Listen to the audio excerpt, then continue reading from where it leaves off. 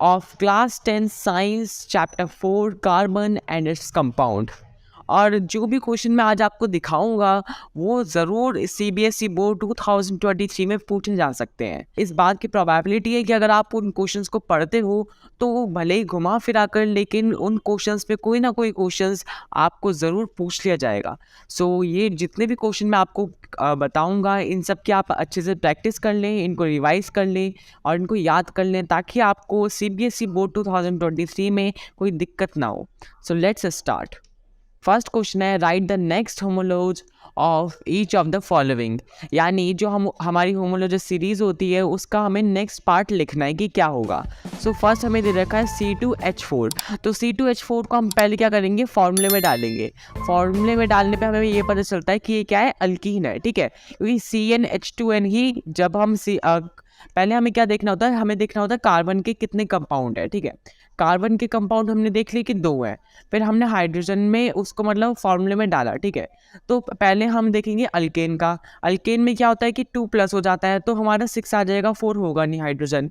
लेकिन जो अल्कीन होता है उसमें हमारा एग्जैक्ट 4 हाइड्रोजन होता है और 2 कार्बन आते हैं। तो उससे हमें क्या पता चलता है कि जो हमारा फर्स्ट वाला है ये हमारा अल्कीन है। ठीक है, और अगर हमें इसका नेक्स्ट निकालना है तो इसी फॉर्मूले का यूज़ करते हुए हम कार्बन की जो वैल्यू है वो 3 रख देंगे, और उससे हमारा नेक्स्ट जो हमारा होमोलॉजी सीरीज का पार्ट है वो निकल जाएगा।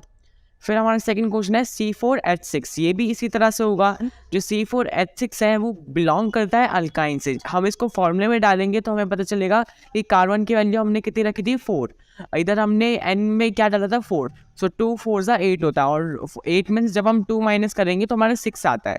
ठीक है, तो इससे हमें क्या पता चलता है कि अल्काइन सीरीज का एक पार्ट है। और इसका अगर हम नेक्स्ट पार्ट निकालना चाहें तो हमें कार्बन की वैल्यू 5 रखनी होगी, और पूरा फार्मूला करने के बाद यानी फार्मूले के अंदर पुट करने के बाद हमारा आंसर आ जाएगा C5H8।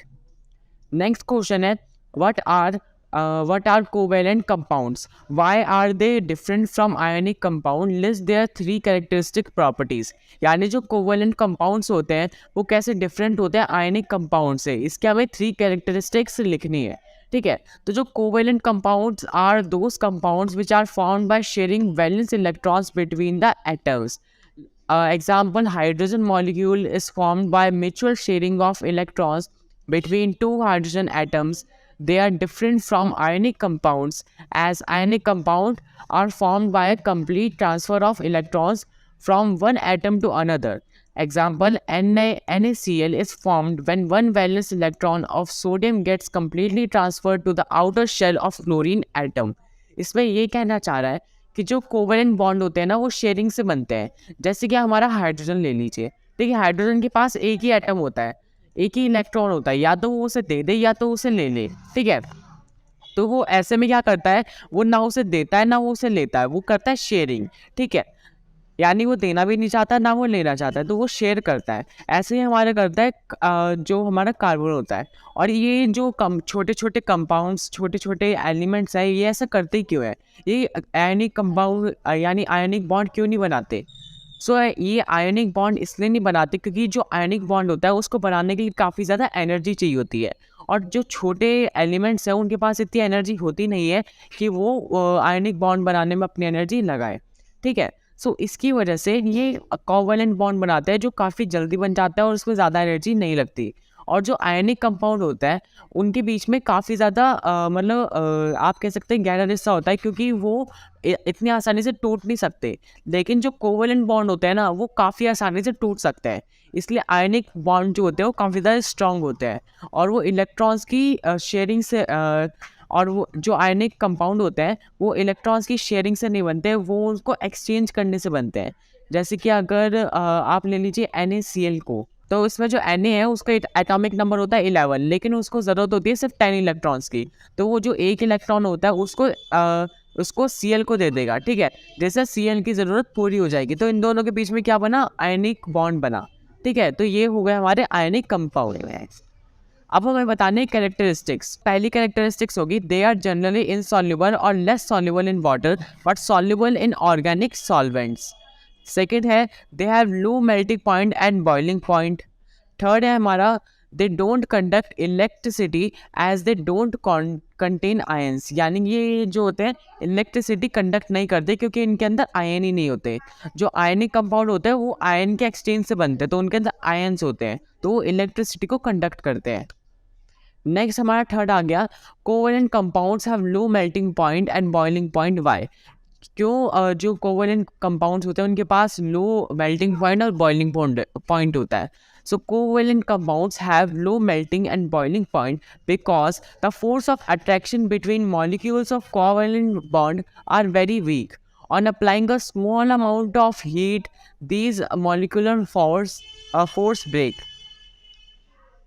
On applying a small amount of heat, these molecular force अब ब्रेक, यानी कि ये कहना चाहता है कि जो कोवेलेंट कंपाउंड्स होते हैं उनका जो बॉन्ड होता है वो शेयरिंग से बनता है, और जो शेयरिंग के बॉन्ड होते हैं वो काफ़ी ज़्यादा वीक होते हैं, तो इसकी वजह से अगर हम उस पर थोड़ा सा भी फोर्स लगाते हैं तो वो आसानी से टूट जाते हैं।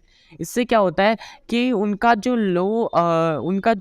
बॉन्ड होता है वो काफ़ी ज़्यादा वीक होता है, और इसकी वजह से उनका जो मेल्टिंग और बॉइलिंग पॉइंट होता है वो भी लो हो जाता है। ठीक है, फोर्थ क्वेश्चन हमारा, give reason for the following. First है, element carbon form compounds mainly by covalent bonding. ठीक है, तो इसका आंसर होगा as carbon have 4 valence electrons and it can neither loss और gain 4 electron, thus it attain noble gas configuration only by sharing of electrons, thus it form covalent compounds। ठीक है, तो ये इसका आंसर हो जाएगा। सेकंड हमें पूछा गया है, diamond has high melting point. जो डायमंड होता है उसके पास इतना हाई मेल्टिंग पॉइंट क्यों होता है? In diamond each carbon atom is bonded to form 4 other carbon atom forming a rigid 3-dimensional structure. This makes diamond the hardest known substance, thus it has high melting point। ठीक है, third question में पूछा गया है, graphite is a good conductor of electricity, why? In graphite, each carbon atoms is bonded to 3 other carbon atoms by covalent bond in the same plane, giving a hexagonal array. Thus, only 3 valence electrons are used for bond formation, and hence the 4th valence electron is free to move. As a result, graphite is a good conductor of electricity। यानी कहना चाह रहा है जो carbon होता है वो 3 carbon के साथ बॉन्ड बनाएगा तभी उसका जो होता है स्ट्रॉन्ग होता है। ठीक है, जैसे कि डायमंड में होता है वो 3 के साथ बॉन्ड बनाता है और वो काफ़ी ज़्यादा स्ट्रॉन्ग हो जाता है, लेकिन ग्रेफाइट के अंदर वो 4 के साथ बनाता है, तो जो लास्ट 4th वाला होता है ना वो फ्री होता है। तो फ्री होने की वजह से क्या होता है कि वो इधर उधर घूमता रहेगा, और घूमने की वजह से क्या होगा, वो इलेक्ट्रिसिटी जनरेट करेगा। जब जो इलेक्ट्रॉन्स होते हैं वो मूव करते हैं तभी हमारी जो इलेक्ट्रिसिटी होती है वो जनरेट होती है। ठीक है, नेक्स्ट हमारा 5th क्वेश्चन है, 6.1 ml glacial acetic acid and 1 ml ethanol are mixed together in a test tube. Few drops of concentrated sulfuric acid are added in the mixture, are warmed in a water bath for 5 minutes. Name the resultant compound formed. It gives an ester called ethyl ethanoid। ठीक है, इसमें बोला है कि 6.1 ml glacial acid हमने डाला, उसके अंदर हमें मिक्स किया 1 ml ऑफ एथेनॉल, उसके अंदर हमने मिक्स किया टेस्ट ट्यूब के अंदर। ठीक है, फ्यू ड्रॉप्स हमने उसमें डाल दी सल्फ्यूरिक एसिड की। ठीक है, और उसको अच्छे से ऐड कर लिया उस मिक्सचर को और उसको गर्म कर लिया। ठीक है, गर्म करने के 5 मिनट बाद का हम रिजल्ट देखेंगे, तो हमें ये बताने कि वो जो कंपाउंड फॉर्म हुआ है उसको हम क्या कहेंगे। तो जो कंपाउंड है उसका नाम क्या होगा, एस्टर। एस्टर क्या होता है, फ्रेगनेंस के लिए यूज़ होता है, ये हमारे परफ्यूम में यूज़ होता है। हमारा बी क्वेश्चन है, represent the above change by the chemical equation, यानी पर जितनी भी स्टेटमेंट है उसको हमें केमिकल इक्वेशन में कन्वर्ट करना है। ठीक है, सो यहाँ पे उसकी केमिकल इक्वेशन हमें गिवन है, CH3COH, यानी हमारे ये कार्बोक्सिलिक एसिड है। ठीक है, इसमें कार्बन 1 है और जो हाइड्रोजन है वो 3 है, यानी हमारा क्या हो जाएगा, मैथोनाइक एसिड हो जाएगा। ये C2H5OH है, इसमें कार्बन कितने हैं, हमारे 2 हैं, तो ये क्या हो जाएगा हमारा ethanol. So ethanol plus methanoic acid in few drops of concentrated H2SO4 हमारा क्या बनाएगा, हमारा बनाएगा एथाइल एथेनॉइड। ठीक है, एथाइल एथेनॉइड बनेगा और हमारा H2O बनेगा, यानी वाटर। हमारा सी क्वेश्चन है, what term is given to such a reaction. ऐसी जो रिएक्शंस होती हैं उनका मतलब हमें क्या नाम देते हैं। सो ऐसी रिएक्शंस का नाम हमें देते हैं एस्टरिफिकेशन। एस्टरिफिकेशन के अंदर एस्टर फॉर्म होता है। सो हमारा डी क्वेश्चन है, what are the special characteristics of the compound form, यानी ये जो कंपाउंड हमारा फॉर्म हुआ है इसकी कैरेक्टरिस्टिक्स क्या होंगी। सो मैंने आपको पहले ही बताया था कि जो एस्टर होता है उसकी क्या होती है, स्वीट स्मेलिंग होती है और ये यूज़ होता है परफ्यूम में। जो हमारा परफ्यूम होता है उसकी जो फ्रेगनेंस होती है वो काफ़ी दूर तक चली जाती है और वो काफ़ी ज़्यादा स्वीट भी होती है। सो एस्टर का यूज़ परफ्यूम के अंदर किया जाता है ताकि वो काफ़ी जगहों तक अपनी महक को छोड़ दे। हमारा 6th क्वेश्चन है, why carbon and its compound are used as fuels for most applications. So जो कार्बन और इसके जो कंपाउंड्स हैं वो फ्यूल में क्यों यूज़ होते हैं काफ़ी ज़्यादा एप्लीकेशंस में।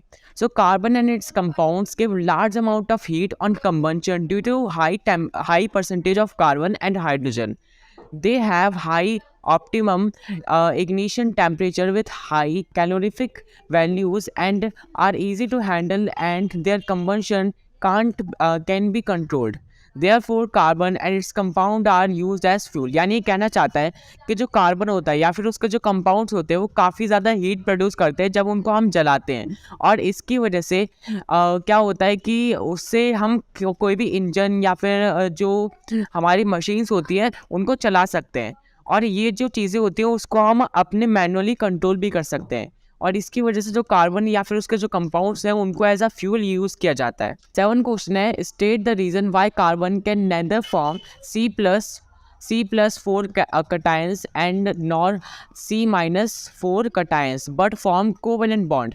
तो मैंने आपको पहले ही बताया था कि जो कार्बन होता है उसके अंदर इतनी ताकत होती ही नहीं है कि वो 4 इलेक्ट्रॉन दे और 4 इलेक्ट्रॉन ले, क्योंकि जो कार्बन होता है वो काफ़ी ज़्यादा छोटा एटम है, और छोटा एटम होने की वजह से वो कोवलेंट बॉन्ड बनाता है ताकि अपनी ज़रूरतें भी पूरी कर सके और दूसरे की ज़रूरतें भी पूरी कर सके।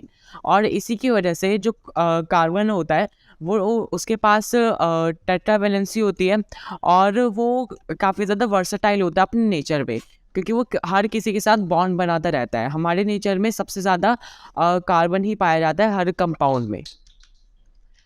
8th क्वेश्चन है हमारा, what is the difference between soaps and detergent, state in brief the cleansing actions of soap in removal and oily spot from a fabric, why are soaps are effective when a fabric is washed in hard water, how can this problem be resolved।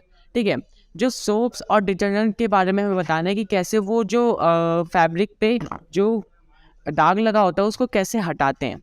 Soaps are the sodium or potassium salt of higher fatty acids. Synthetic detergents are the sodium salt of a long chain alkyne benzene, sulfonic acid, or long chain of alkyne hydrogen sulfates. Soap molecules contains a polar part called polar and a non-polar part consisting for a long chain carbon atom. This part is called hydrocarbon end. The polar end is water soluble, whereas hydrocarbon part is water repellent and oily soluble। ये कहना चाहता है कि जो हमारा soap का जो structure होता है वो कैसा होता है कि उसके जो फ्रंट वाली साइड है उधर Na लगा होता है, और उसकी जो टेल होती है वो क्या होती है, वो बनी होती है हमारे हाइड्रोकार्बन की। ठीक है, जो हमारे हाइड्रोकार्बन होता है वो हाइड्रोफोबिक होता है, ठीक है, तो वो पानी से दूर भागता है, और जो Na वाला पार्ट होता है वो हमारा हाइड्रोफिलिक होता है। तो क्या होता है, पानी के साथ पानी में जाता है, मतलब उसे पानी काफ़ी ज़्यादा पसंद होता है, और जो Na है वो सारा का सारा काम करता है, जो हमारा स्टेन होता है या फिर हमारी जो गंदगी होती है फैब्रिक के ऊपर लगी होती है उसके साथ वो रिएक्ट करता है, उसको हटाता है, और जो डर्टीनेस ऑयलीनेस कपड़े पे लगी होती है वो सारी जो होती है वो Na वाला पार्ट ही करता है। बाकी जो वो चैन होती है वो उससे अलग हो जाती है, क्योंकि वो क्या होती है, हाइड्रोफोबिक होती है, तो उसे पानी से डर लगता है। और अगर आप और भी ज़्यादा इसके बारे में पढ़ना चाहते हैं तो आप इसे यहाँ पे रीड कर सकते हैं या फिर इसका स्क्रीनशॉट लेके इसके नोट्स बना सकते हैं। 9th क्वेश्चन है हमारा, what is a homologous series, list any of its 4 features. एक होमोलॉजस सीरीज असल में होती क्या और उसके 4 फीचर हमें बताने हैं। और homologous series are series of carbon compounds that have different number of carbon atoms but contain the same functional group.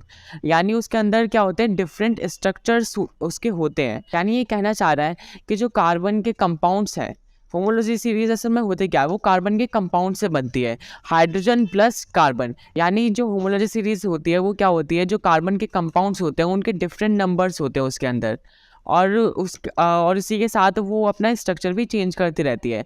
जैसे हमारा जो अल्केन है उसमें क्या होता है, हमारा सिंगल बॉन्ड होता है, लेकिन अगर वो अल्काइन में आ जाता है तो उसका ट्रिपल बॉन्ड हो जाता है। तो इसकी वजह से वो अपने हाइड्रोजन तो चेंज करता है, लेकिन जो अपने कार्बन होता है वो चेंज नहीं करता। ठीक है, कार्बन जैसे अल्काइन में पहला कार्बन कभी नहीं होता है क्योंकि वो बना ही नहीं सकता, तो हम उसमें हमेशा 2 से शुरुआत करते हैं। ठीक है, सो हम हमेशा उसमें 2 कार्बन लेते हैं।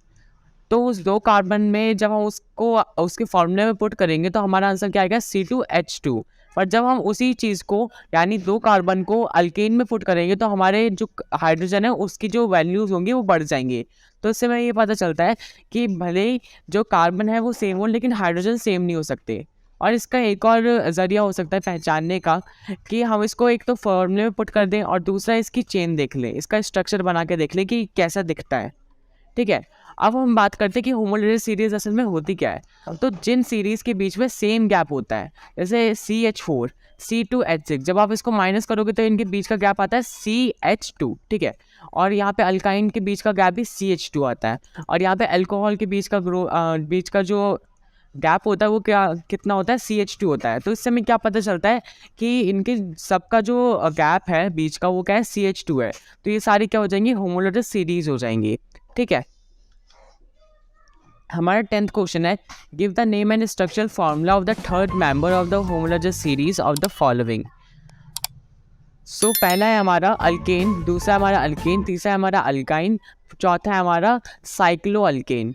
सो यहाँ पे हमारा आंसर है अल्केन जो होगा वो हमारा प्रोपेन C3H8। आप इसका स्ट्रक्चर भी बना के देख सकते हैं। अल्कीन को हम लेते हैं ब्यूटीन C4H8, अल्काइन को हम लेंगे ब्यूटाइन C4H6। इसमें हमें 3 बनाने के लिए बोला था, यानी किन्हीं तीन का हमें स्ट्रक्चर बताना था।